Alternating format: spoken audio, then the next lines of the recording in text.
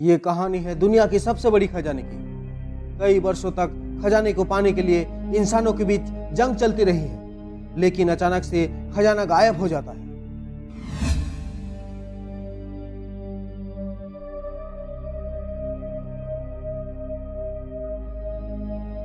कहानी की शुरुआत में बेन को दिखाया जाता है, जो कि एक अंधेरे कमरे में कुछ ढूंढ रहा होता है। तभी उसके पीछे से उसके दादाजी आ जाते हैं।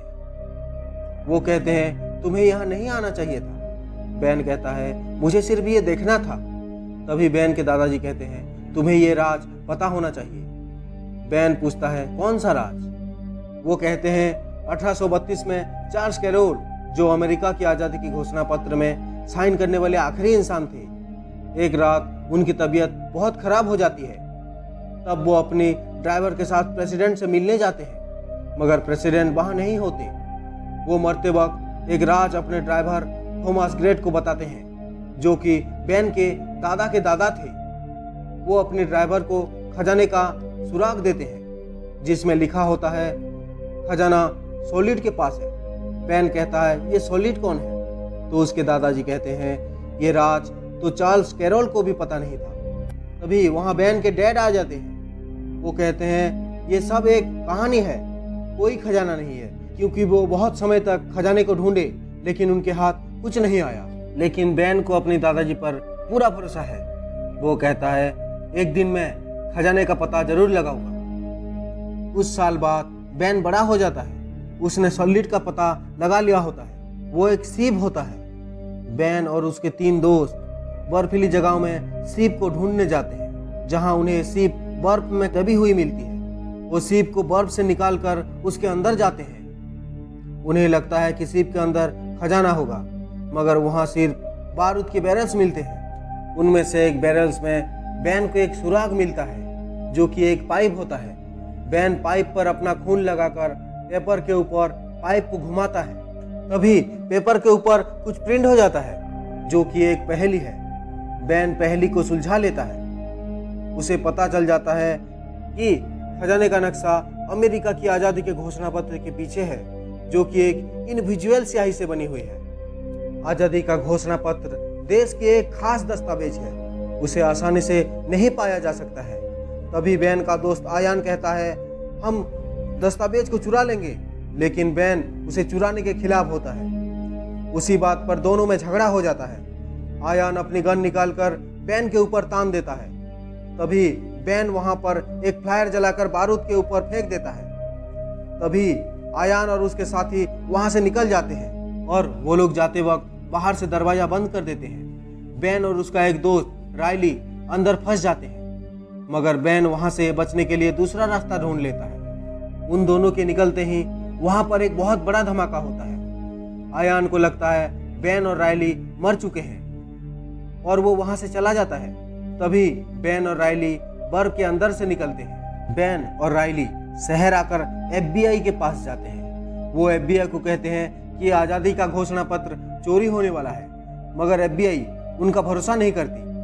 दरअसल ऐसी धमकी उन्हें बार बार मिलती रहती है, मगर सब झूठी होती है। वहाँ से बेन और रायली म्यूजियम में जाते हैं, जहाँ आज़ादी का घोषणा पत्र सुरक्षित रखा होता है। वो म्यूजियम के मैनेजर डॉक्टर चेस से मिलते हैं। बेन कहता है कि कोई आज़ादी का घोषणा पत्र चुराने वाला है, लेकिन चेस भी उनका विश्वास नहीं करती। वहां वो दोनों घोषणा पत्र को देखते हैं, जो कि एक बुलेट प्रूफ ग्लास के अंदर होता है। बेन घोषणा पत्र को बचाना चाहता था, इसलिए वो रायली को कहता है कि इससे पहले कि आयान घोषणा पत्र को चुरा ले, इसे हमें चुराना होगा। बेन और रायली घोषणा पत्र को चुराने की प्लानिंग में लग जाते हैं और दूसरी तरफ आयान भी उसे चुराने की प्लानिंग कर रहा होता है। कुछ दिन बाद म्यूजियम में एक पार्टी होती है। बेन और रायली उसे उसी दिन चुराने की प्लानिंग करते हैं। रायली म्यूजियम के सारे कैमरे हैक कर देता है। तभी बेन गेस्ट बनकर पार्टी में एंट्री लेता है, जहां वो चेस से मिलता है। कुछ देर बाद बेन आज़ादी के घोषणा पत्र के पास पहुंच जाता है और उसे लेकर जाने लगता है।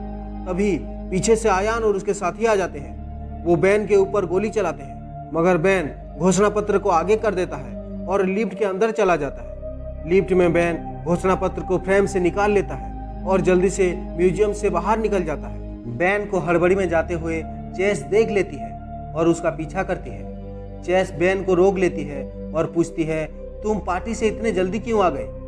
तभी म्यूजियम के सिक्योरिटी को पता चल जाता है कि घोषणा पत्र चोरी हो गया है और तभी अलार्म भी बजने लगता है। चेस समझ जाती है कि बैन ने ही घोषणा पत्र को चुराया है। वो चिल्लाकर सिक्योरिटी को बुलाने लगती है। तभी बैन चेस को घोषणा पत्र दे देता है और वहां से निकल जाता है। बैन के निकलते ही आयान आकर घोषणा पत्र के साथ चेस को भी उठा लेता है। बैन और राइली आयान का पीछा करते हैं और बड़ी मुश्किल से वो चेस को बचा लेती है, लेकिन घोषणा पत्र आयान के हाथ लग जाता है। आयान घोषणा पत्र को खोलता है और उसे पता चल जाता है कि ये ओरिजिनल घोषणा पत्र नहीं है। इसका मतलब ओरिजिनल घोषणा पत्र अभी भी बैन के ही पास है।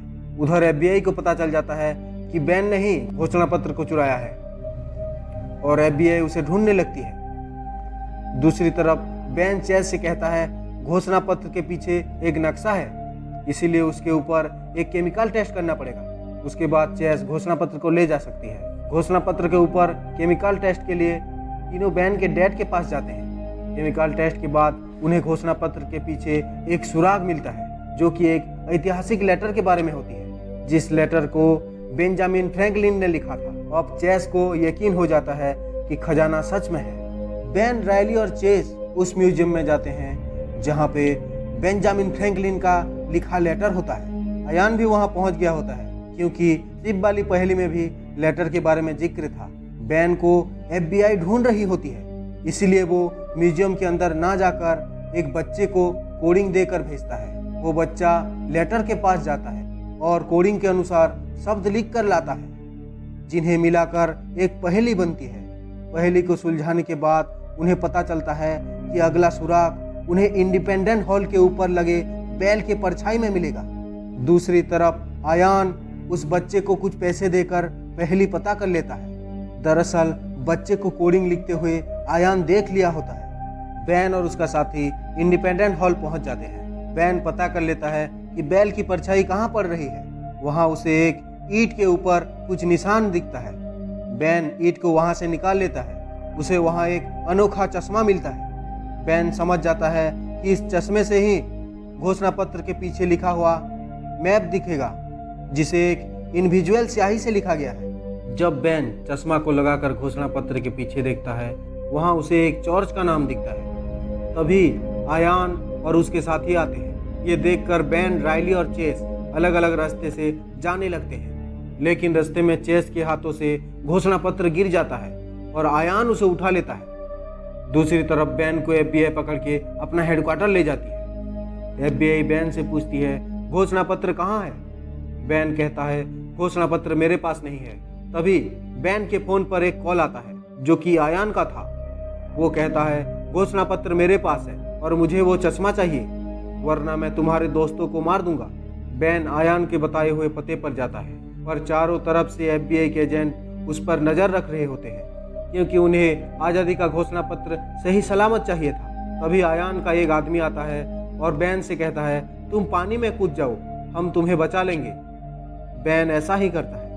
पानी के अंदर से आयान के आदमी बैन को वहां से दूर ले जाते हैं। बैन आयान के पास पहुंच जाता है। आयान ने बैन के डैड को भी बंदी बना लिया होता है। आयान उसे आगे की सुराग पूछता है। बैन उसे चर्च के बारे में बता देता है।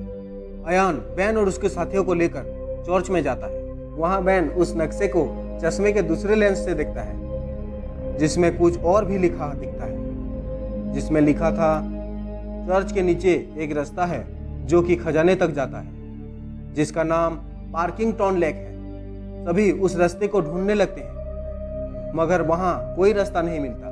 तभी राइली को एक कवर मिलता है, जिसमें पार्किंगटन लेक लिखा होता है। इसका मतलब पार्किंगटन लेक एक इंसान था। आयान उस कवर को वहां से हटवाता है। कवर के पीछे उसे एक सीक्रेट रास्ता मिलता है, जो कि जमीन के नीचे से जा रहा था। सभी उसके अंदर जाते हैं। आगे उन्हें लकड़ियों का सीढ़ियों से जाना था। तभी सीढ़ियां टूट जाती हैं, क्योंकि सीढ़ियां 200 साल से भी पुराना था। बहुत मुश्किल से सब एक दूसरे को बचाते हैं। आगे चलकर उनको एक कमरा मिलता है जहां कुछ नहीं होता है। इसका मतलब वहां कोई खजाना नहीं था और यह सब एक मनगढ़ंत कहानी थी। ये देखकर आयान को बहुत गुस्सा आता है और उन सब को वहां छोड़कर चला जाता है। बेन, रायली, चेस और बेन के डैड वहां फंस जाते हैं क्योंकि वहां से निकलने का कोई दूसरा रास्ता नहीं होता। तभी बेन को दीवार पे एक सेब दिखता है जो कि शिप में मिली पाइप की जैसी थी। बेन शिप में मिले पाइप के सामने हिस्से को वहां फिट कर देता है। तभी एक सीक्रेट दरवाजा खुलता है जहां होता है सदियों पुराना खजाना जो कि सचमुच कल्पना से भी ज्यादा बड़ा था और वहां ऊपर जाने का रास्ता भी था। खजाने को जी भर कर देखने के बाद चारों बाहर आते हैं। बाहर आते ही बेन FBI को फोन करके बुलाता है और उन्हें घोषणा पत्र लौटा देता है। बेन FBI के साथ एक सौदा करता है कि वो सारा खजाना सरकार को दे देगा अगर उसके ऊपर कोई कार्रवाई ना हो तो। FBI बेन के शर्तों को मान लेती है। बेन भी खजाने का पता बता देता है। गवर्नमेंट खुश होकर उन चारों को खजाने का कुछ हिस्सा दे देती है।